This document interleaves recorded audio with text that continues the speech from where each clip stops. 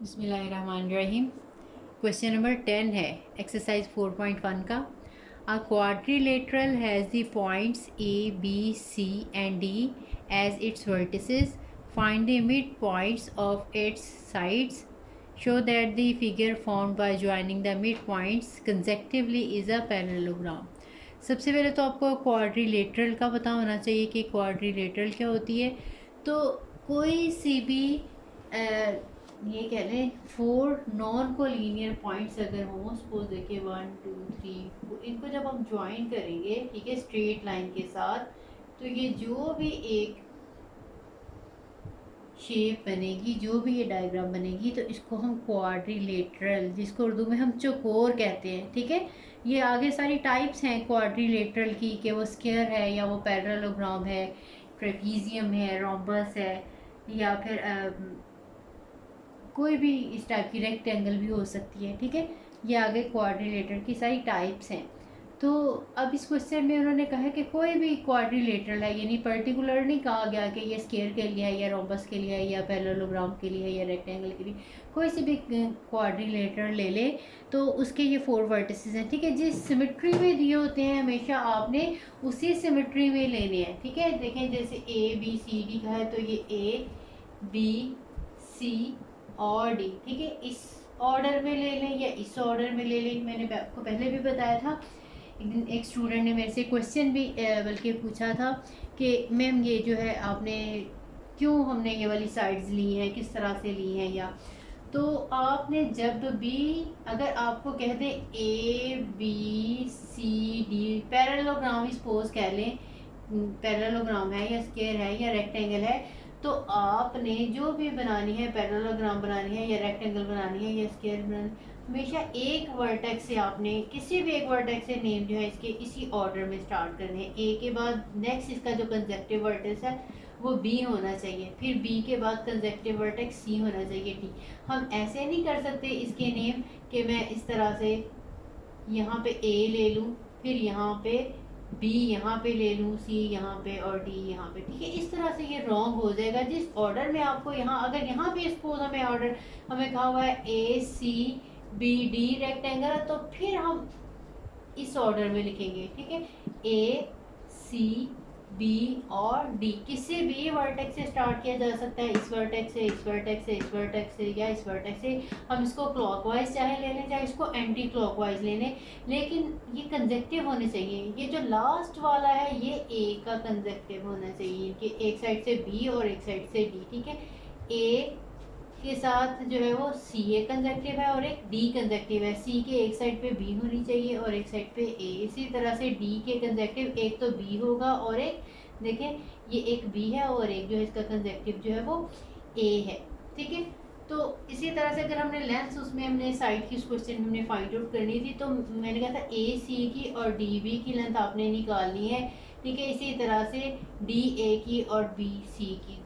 तो अब हम ये जो है ए बी या डी सी, इसमें ये साइड की लेंथ नहीं है। इस वाली में देखें, अगर इसमें हमने लेंथ फाइंड आउट करनी होगी तो ए बी की लेंथ जो है वो एक साइड है, बी सी की लेंथ एक साइड है, सी डी की, और इसके अलावा डी ए, ठीक है, ये भी एक इसकी साइड की लेंथ है, ठीक है। लेकिन अगर हम ए सी की बात करेंगे तो वो इसकी साइड नहीं है, ठीक है। जब भी क्वाड्रिलेटरल की बात करें, ए सी और बी डी इसके डायगोनल्स हैं, ये इसकी साइड की लेंथ जो है नहीं है, ठीक है। अगर आपने ये ऑर्डर में लिखा होगा, सही तरतीब से लिखा होगा, तो इसी तरतीब से ए बी फिर बी सी फिर सी डी और फिर डी ए जो है वो आपकी साइड्स बनेगी। अदर दैन दीज जो है वो इसके डायगोनल्स होंगे। तो बात हम कर रहे थे क्वाड्रिलेटरल की।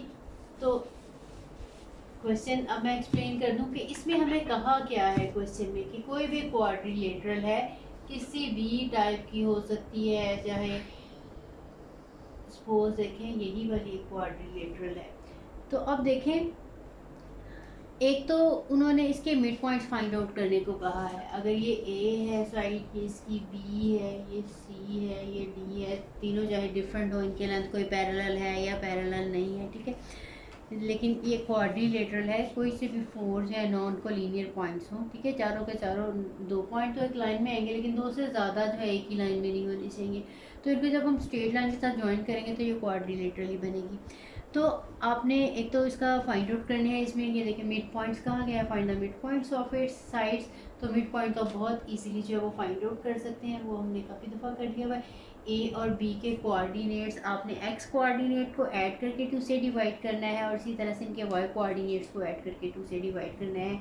जिस साइड का भी आपने मिड पॉइंट फाइंड आउट करना है, उसके जो एंड पॉइंट्स हैं उनको एक्स कोऑर्डिनेट की भी एवरेज और वाई कोऑर्डिनेट की भी हम एवरेज लेंगे, ठीक है।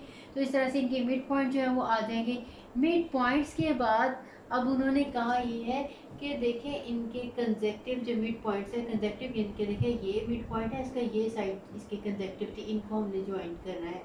इसको ज्वाइन करें, इसी तरह से इसको हम ज्वाइन करें, इसका कंजेक्टिव ये है, इनको ज्वाइन करें और इसको इसके साथ ज्वाइन करें। तो किसी भी टाइप की आप क्वाड्रिलेटरल लेके जब उनके मिड पॉइंट्स फाइंड आउट करके इनको हम ज्वाइन करेंगे कंजेक्टिवली, तो हमेशा ये देखिए ये जो डॉटेड फिगर अंदर मैंने बनाई है, ये हमेशा पैरेललोग्राम बनेगी, ठीक है। उनका show that the figure form by joining the mid point, यानी वो फिगर जो इनके मिड पॉइंट्स को ज्वाइन करते हुए बनी है कंजेक्टिवली। कंजेक्टिव होता है, देखिए ये दो साइड कंजेक्टिव है, इनको ज्वाइन करने की तरह से ये और ये कंजेक्टिव है, इन दोनों साइड को ये और ये। अब ये देखें ये साइड और ये साइड नॉन कंजेक्टिव है, इसको हमने इसके साथ ज्वाइन नहीं करना, ठीक है। कंजेक्टिव साइड्स को उन्होंने कहा जब ज्वाइन करें तो फिर जो डायग्राम हमारी बनेगी, फिर जो फिगर हमारी बनेगी ये पैरेललोग्राम, ठीक है। हमने ये प्रूव करना है कि ये जो अंदर शेप है ये पैरेललोग्राम है। तो इसको हमें पैरेललोग्राम प्रूव करने के लिए क्या करना होगा कि हम ये वाली लेंथ इस वाली लेंथ के इक्वल प्रूव करेंगे और ये वाली लेंथ जो है वो इस लेंथ के इक्वल प्रूव करेंगे। यही हमारा काम है, यानी आपने एक मिड पॉइंट फाइंड आउट करने हैं और उसके बाद हमने इनके डिस्टेंसेस फाइंड आउट करने हैं। कंजेक्टिव ये जो मिड पॉइंट्स हैं इनके डिस्टेंसेस निकालेंगे तो वो इक्वल आ जाएंगे अपोजिट साइड के डिस्टेंस, जिससे हम कहेंगे कि ये पैरेललोग्राम बनती है, ठीक है। अब इस क्वेश्चन को हम स्टार्ट करते हैं। इनके मैं छोटी सी डायग्राम बना देती हूँ ताकि साथ साथ आपको एक्सप्लेन कर दूँ। ये मैंने थोड़ी बड़ी बनाई थी ताकि आपको अच्छे से समझ लग जाए।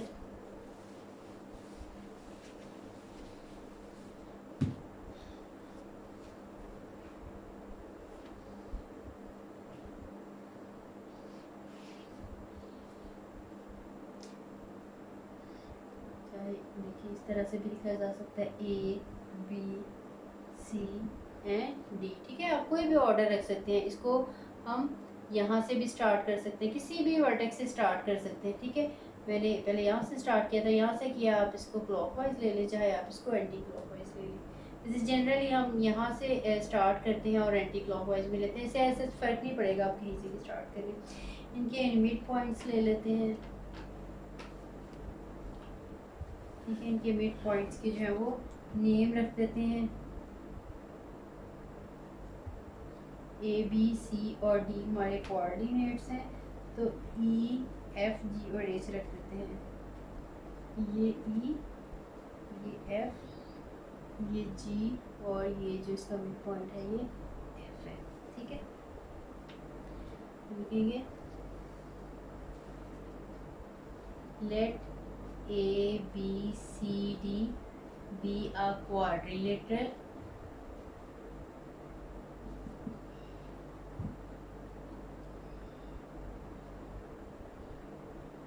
and E F G H are the midpoints of the sides। देखिए जो E है ये A B का कंसेप्ट जो मिड पॉइंट है, इसके बाद F जो है B C का जो है मिड पॉइंट है, उसके बाद G जो है ये C D और ये जो H है D A का, D A रिस्पेक्टिवली। रिस्पेक्टिवली का मतलब बेतरतीब, यानी जिस सिमेट्री में हम यहाँ पे बात कर रहे हैं, इसका मिड पॉइंट ये इसका मिड पॉइंट ये इसका मिड पॉइंट, बिल्कुल इसी सिमेट्री में ये जो नीचे वाली लाइन है रिस्पेक्टिवली, ठीक है। अब हम पहले इनके कोऑर्डिनेट्स फाइंड आउट कर लेते हैं, ई एफ जी और एच के।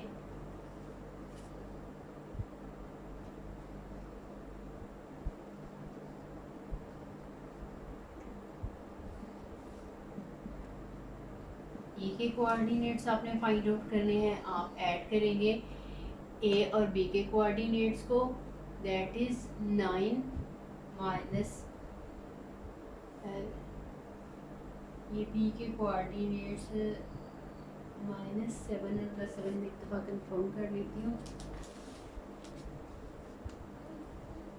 -7 है, ये मैंने -1 लिख दिया। -7 और 7 है, ठीक है। तो आपने ये -9 लगाया, -9 के साथ -7 आ जाएगा, ठीक है। दिस डिवाइडेड बाय 2 और 3 + 7 डिवाइडेड बाय 2। इसको हम सिंप्लीफाई करेंगे तो ये आंसर आ जाएगा 1, ठीक है। ये 2/2 आ जाएगा, आंसर 1 आ जाएगा, और ये 10/2 वो 5 आ जाएगा, ठीक है। 1 है 5। इसी तरह से कोऑर्डिनेट्स ऑफ एफ हम फाइंड आउट करेंगे। एफ जो है वो बी और सी का मिड पॉइंट आएगा, ये आ जाएगा -7 और -3/2 एंड 7 - 7/2, ये जगह नेगेटिव 10/2, दैट इज़ -5, और ये पॉइंट आ जाएगा 0, ठीक है। इसी तरह से आपने जी के कोऑर्डिनेट्स जो है वो फाइंड आउट करने हैं। तो जी के कोऑर्डिनेट्स आ जाएंगे -3 + 5/2, -7 - 5/2, this one is equals to 7, ठीक है।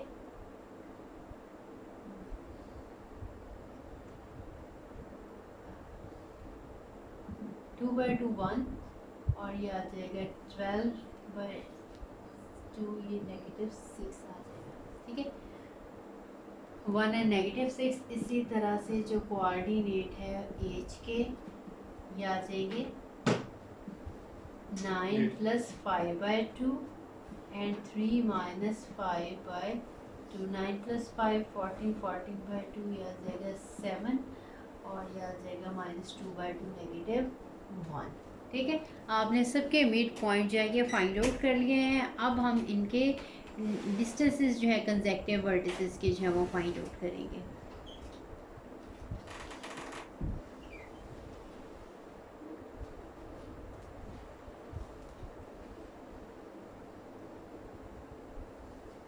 हमने डिस्टेंस जो है वो फाइंड आउट करना है ई का एफ के साथ, ठीक है। ई एफ डिस्टेंस मैं लिख देती हूँ एक दफ़ा इनके कोऑर्डिनेट्स, और नीचे से हम रीज कर लेते हैं। ई के कोऑर्डिनेट्स हमारे पास है ये 1 और 5, और एफ हमारे पास है -5 एंड 0। जी के कोऑर्डिनेट्स हमारे पास है 1 और -6, और एच के कोऑर्डिनेट्स हैं 7 and -1।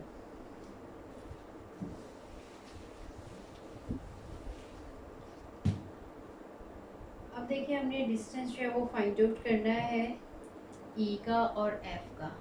So E F distance, this one distance is equals to E के और एफ के कोऑर्डिनेट्स का अपने डिफरेंस लेना है, और उसका स्केयर लेना है -5 - 1 का स्केयर + 0 - 5 का स्केयर। ये डिस्टेंस आ जाएगा -6 स्केयर और -5 का स्केयर। ये है 36 + 25, इसका स्क्वायर रूट जब हम लेंगे तो ये 61 आ जाएगा, 61 का स्क्वायर, ठीक है। इसकी फैक्टराइजेशन करने से हमें कोई नहीं होगी, ठीक है, क्योंकि इसमें स्क्वायर नहीं बनेगा कोई भी फैक्टराइजेशन में, ठीक है। जिसकी फैक्टराइजेशन हो सकती हो उसकी हमने फैक्टराइजेशन करके, अगर कोई भी जो है इसमें पेयर्स बनेंगे तो वो हम स्क्वायर रूट के साथ कैंसिल करके उनको मल्टीप्लाई करके बाहर लिख लेंगे। इसके बाद आपने ई एफ का डिस्टेंस फाइंड आउट किया। अब हम एफ और एच और जी का फाइंड आउट करेंगे। ये डिस्टेंस डिस्टेंस के इक्वल आना चाहिए। एच जी पहले फाइंड, जी एच लिख लेंगे, एच जी लिख लेंगे, क्योंकि ये वेक्टर्स नहीं है, डायरेक्टेड लाइन नहीं है, डिस्टेंस ही है। तो एच से जी तक का निकालेंगे, जी से एच तक का निकालें। तो जी एच डिस्टेंस जो है ये इक्वल आ जाएगा 7 - 1 स्क्वायर + -1 प्लस 6 स्क्वायर और इसका आ जाएगा square root, this one is equals to 6 square और प्लस 5 स्क्वायर 36 प्लस 25। देखें ये भी हमारे पास जो आंसर है 61 का स्क्वायर रूट। ठीक है, देखें ये दोनों डिस्टेंसेस जो है वो सेम आ गए। ई एफ का डिस्टेंस जी एच के डिस्टेंस के इक्वल आ गया। इसी तरह से अब हम डिस्टेंस फाइंड आउट करेंगे ई का एच के साथ और एफ का जी के साथ। ई एच डिस्टेंस जो है this one is equals to -5 - 1 square plus 0 - 6 square और इसका स्क्वायर रूट हमने इक्वल करनी है। अगर हम फैक्टराइजेशन इनकी नहीं भी करेंगे तो ऐसे फर्क नहीं पड़ेगा, क्योंकि हमने यही चेक करना है कि क्या दोनों के डिस्टेंसेस जो हैं वो सेम हैं। तो ये जो हमारा जी एफ का डिस्टेंस है ये आ जाएगा -6 का स्क्वायर और ये आ जाएगा ये भी -6 का स्क्वायर और स्क्वायर रूट ये आ जाएगा 36 प्लस 36 और इनको ऐड करेंगे तो ये आ जाएगा 72 का स्क्वायर रूट। इसी तरह से जो लास्ट डिस्टेंस हमने निकालना है वो है ई एफ का डिस्टेंस। ई एफ का हम डिस्टेंस निकाल लेते हैं, ये आ जाएगा -5 - 1। ठीक है, इनके आपने जो पॉइंट्स हैं इनका आपने एक्स कोऑर्डिनेट्स का डिफरेंस लेना है, उस तरह से इनके वाई कोऑर्डिनेट्स का डिफरेंस लेना है, स्क्वायर लेके ऐड करना है। प्लस 0 - 6 का स्क्वायर। ठीक है, this one is equals to -6 square और ये भी फिर -6 स्क्वायर, ये भी 36 प्लस 36 ये भी 72 आ जाएगा। ठीक है, ये डिस्टेंस फार्मूला सारा इसमें यूज़ किया हुआ है। ठीक है, हम काफ़ी दफ़ा इसकी मैं एप्लीकेशन आपको बता चुकी हूँ, सिर्फ एक पॉइंट को मैं फिर से दोबारा से एक्सप्लेन कर देती हूँ। आपने जैसे ये ई एफ लिखा है तो ई एफ के एक्स कोऑर्डिनेट का ये पहले लिख लें या ये पहले लिख लें -5 - 1 का स्क्वायर। इसी तरह से 0 - 5 का स्क्वायर लेना है, फिर ऐड करना है। ठीक है, ये सारे डिस्टेंस अगर आपने एफ और जी का फाइंड आउट करना है, इनके एक्स कोऑर्डिनेट्स का डिफरेंस लेना है और वाई कोऑर्डिनेट का डिफरेंस, फिर इनके स्क्वायर्स लेके ऐड करेंगे। ठीक है, अब ये देखिए हमारे पास जो ई एफ का आंसर है, हम लिखेंगे since E F distance is equals to G H distance and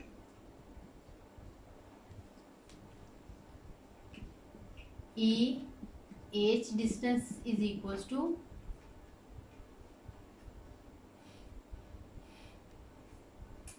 E F का जो डिस्टेंस है वो जी एच के डिस्टेंस के इक्वल है और जो ई एच का डिस्टेंस है वो एफ जी के डिस्टेंस के इक्वल है। ये लिखा यहाँ से गलती ये है,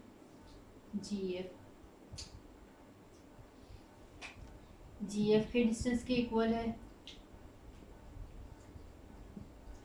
ठीक है, this one distance is equals to this one distance and similarly this one distance is equals to this one distance।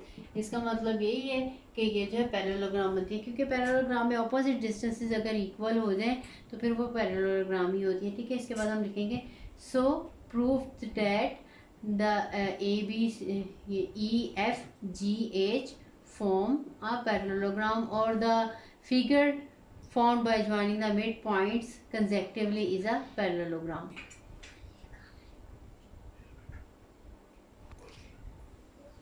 Question number 11 है find h such that the quadrilateral with vertices a b c and d is a parallelogram। is it a square। एक तो हमने h का answer find out करना है। ठीक है, कि अगर ये पैरेललोग्राम बन रही हो, जिस तरह से हमने पहले वो राइट ट्रायंगल थी उसमें फाइंड आउट किया था, इसमें भी हम डिस्टेंसेस को यूज़ करते हुए हम प्रूव करेंगे। ये हमें दिया हुआ कि पैरेललोग्राम है ए बी सी डी। ठीक है,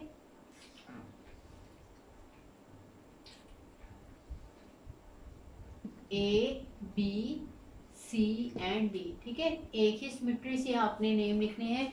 तो अब ये पैरेललोग्राम है, ये हमने प्रूव नहीं करना। अगर कहें कि प्रूव करना है तो फिर हमने ए बी और डी सी की लेंथ जो है वो प्रूव करनी होती है कि सेम है और ए डी की और बी सी की लेंथ जो है वो सेम है। अब इन्होंने क्योंकि हमें बता दिया कि ये पैरेललोग्राम है तो ऑब्वियसली हम कह सकेंगे सिंस ABCD is parallelogram.